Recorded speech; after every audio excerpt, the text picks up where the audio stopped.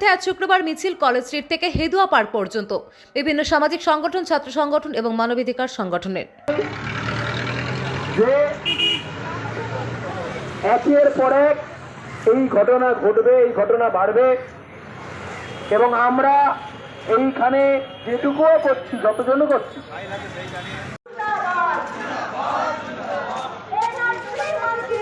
মানছি না, মানব না।